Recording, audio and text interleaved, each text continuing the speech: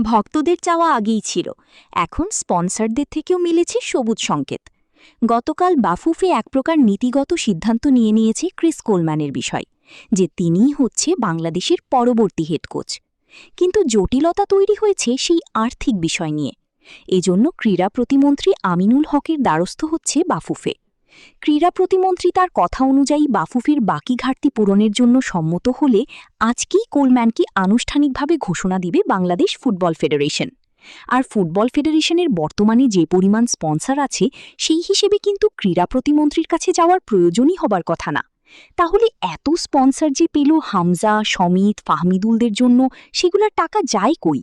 নাকি এখানে কোয়ালিটি আর কোয়ান্টিটির একটা প্রশ্নবোধক চিহ্ন চলে আসে? আসলেই একটা জিনিস জানতে চাই, আমরা যেভাবে ক্রিকেটের স্পন্সরদের মেয়াদ আর টাকার অ্যাকাউন্ট সম্পর্কে সবাইকে সরাসরি ধারণা দিয়ে দিই বা বলে দিই, ফুটবলে কি সেইটা হয়ে থাকে? কেউ কি আদৌ জানেন অরিজিনালি কিট স্পন্সর দূর কত টাকা দিচ্ছে বাফুফকে, যেখানে ক্রিকেটে বছরে 14.5 কোটি টাকা অফিসিয়ালি জানাই ছিল করে দেওয়া হয়? আসলে ফুটবল ভক্তদের প্রশ্নও তোলা উচিত স্পন্সরদের টাকার সঠিক হিসেবটা দেওয়ার জন্য। সবাই দোয়া করেন হাত তুলে।